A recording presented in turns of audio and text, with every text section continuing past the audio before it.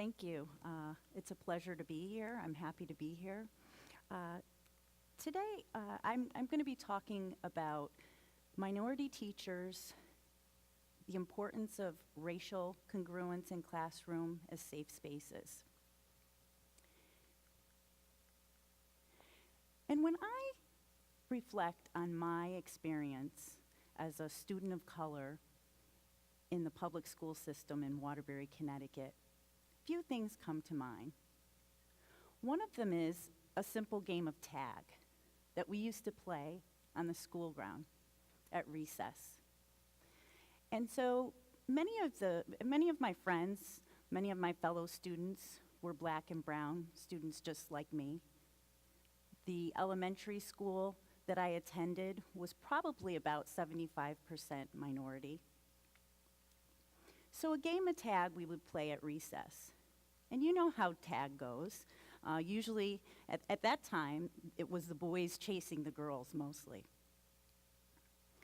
And so in tag, you have home base, right? If you touch home base, you're safe. You're off limits. You can't be chased anymore.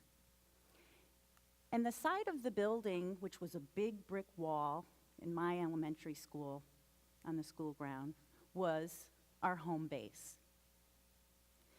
Sometimes when playing tag at recess, home base, if home base wasn't within our reach, the next best thing was Mr. Petaway. And Mr. Petaway was a tall, black, slender-built gentleman with a high afro. Just remember, this was the 70s. And he oversaw the schoolyard at recess. And when we couldn't run to touch home base, he was home base. He was safe. There was an unspoken connection. Mr. Petaway actually had features that resembled my own father's features, or my own uncle's features, or easily some of my male cousins. He was familiar. He was safe. And as I reflect more on minority teachers that I had over the years, I think of Mrs. Booker. She was our principal. She was a tall, dark chocolate complexioned woman with dark burgundy stained lips and a short afro. And she was also familiar. She was also safe. She resembled some of the women that donned the covers of Jet magazine or Ebony magazine that my mother often kept in our living room. She was familiar and she was safe, and it was unspoken. If Miss Booker was safe in this space that we called school, then I was safe. And there were countless teachers of color that I had over the years: Mr. Grant, Miss Kent, Miss Reed, Mr. Gilliam. All of them, with all of them, there was an unspoken connection. There was a safety, a sense of safety. And so we can all agree that student and teacher relationships are important, right? And all students deserve that. But the question is, do all students have that? That opportunity for connection, that safe space. So what we have now, nationally, is actually a good picture. Over the past 25 years, the number of teachers of color in our classrooms nationally has doubled. And that's a good thing. That's something that we should celebrate, that we should be happy about. But locally, that trend has not followed suit, especially in Connecticut. Specifically in the same district, Waterbury, that I told you about earlier. What we have now in the Waterbury public school system, for every 2.5 white students, there's 1 white teacher. So that means there's ample opportunities for connection, for seeing someone that's familiar, and for some sort of unspoken connection, right? In the Waterbury public school system, for every 64 black students, there's one black teacher. So you can easily, a student can easily walk through a school and not see someone that looks like them on a daily basis. For every 79 Hispanic students, there's one Hispanic teacher. In 2014, 1/3 of all Waterbury public schools had 0 black teachers. That means none, 0. And so this is a problem. These conditions that currently exist don't offer safe spaces or opportunities for connections for children of color in our classroom.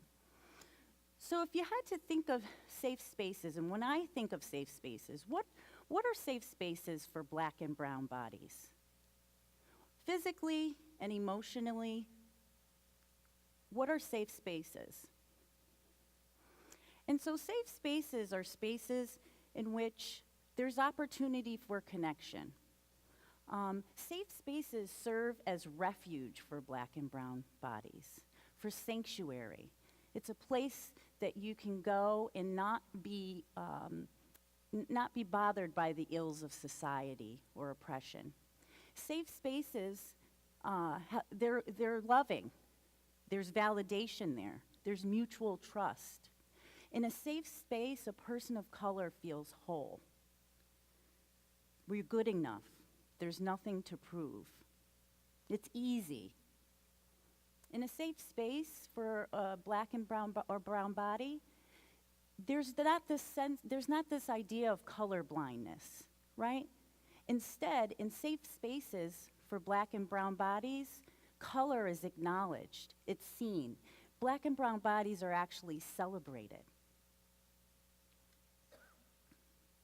Safe spaces for our minority children are void of signs of white supremacy and oppression that we see in so many other systems across America. Schools with no black children or black or brown teachers or administrators reinforce that myth of black and brown inferiority, right? That you don't belong here. You're not good enough. You're not intelligent. Schools with no black teachers are not, or teachers of color are not safe spaces. They actually serve as breeding grounds for things like microaggressions, for the development of double consciousness that W.E.B. Du Bois so poignantly wrote about. This idea that you can't have a whole identity and it has to be split depending on the different oppressive environments that you move through. Safe spaces are where explicit and implicit bias are in check. Racial schemas and biases, we all have them, right? Schemas help us to figure out the world, to manage the world. But when those schemas or biases are not in check, they can cause, let's say, for example, white teachers to interpret things like normal adolescent behavior or ambiguous behavior as dangerous, violent, or criminal. Unsafe spaces where implicit bias is not checked also can result in the spreading of ideas of stereotypes or biases, which spread to other people who also hold these same biases. And David Simmons identified this term as racial behavioral leakage, right? And what that does is it then creates or paints the picture, the perception that maybe students of color are not safe, or spaces that students of color are in are not safe. Safe spaces have people who look, think, dress, and act like me. They look like me. I can see that in a safe space. The ultimate safe space for a person of color is like when you walk on the campus of an HBCU, right? you just know as a person of color, I feel right. It's easy here. I'm weightless here. I can come as who I am. But what we have now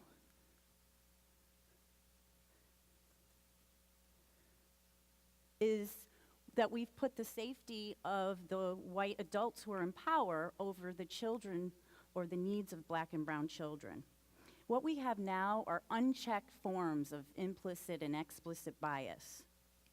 What we've done is we've accepted that myth of black and brown inferiority, which is seen in our classrooms, and which allows for things like the white savior complex to materialize, right?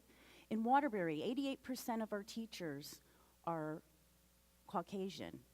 75% of our students are minority.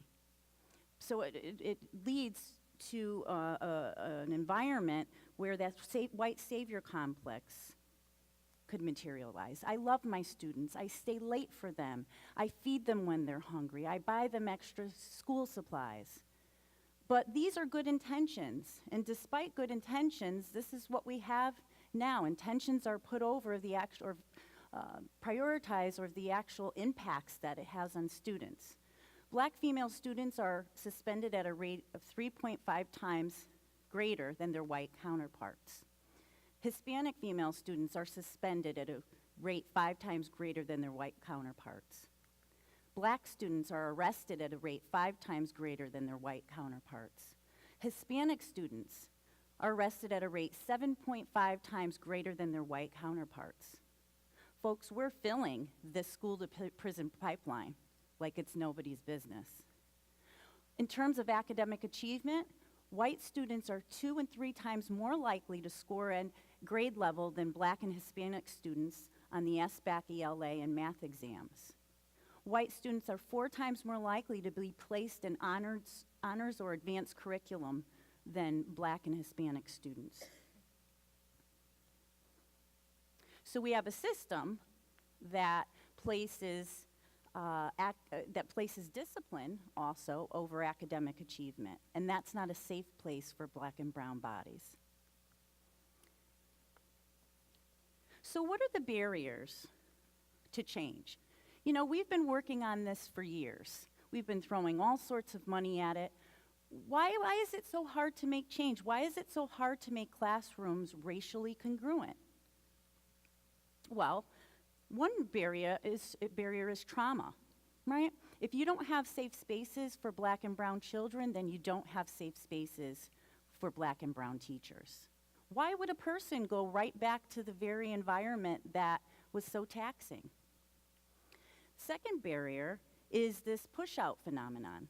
As I talked about earlier, when implicit and explicit bias is not checked, then it creates the environment that's uncomfortable for teachers of color, and they end up leaving.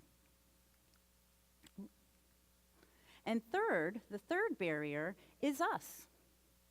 We, as adults, are so bent on maintaining the status quo. We like it white. We are the ones who help to maintain the very system that oppresses black and brown bodies, that places a white body in charge of black bodies. So I'd like to read a quote by James Baldwin. He stated this about 53 years ago. "The obligation of anyone who thinks of himself as responsible is to examine society and try to change it and fight it, at no matter what risk. This is the only hope that society has. This is the only ways societies change." Okay. So what could we do? What's the call to action? The call to action is we need to destroy the myth of black and brown inferiority. We need to destroy the very system that maintains racial incongruence in our classrooms. Another thing that we can do is advocate for policy that protects black and brown bodies. It's that simple. And a lot of this work is being done on the state level. legislation passed this year that hopefully will make it easier to hire and bring minority teachers in the classrooms in Connecticut. And then the third thing we can do, and I'll close with this, and it's probably one of the most important parts of this, is we need to take big risk. We need to be brave. We need to be courageous. We need to speak truth to power despite the consequences. We need to fight inequity at every turn, at every instance. And we need to do this one district, one school, and one classroom at a time. Thank you.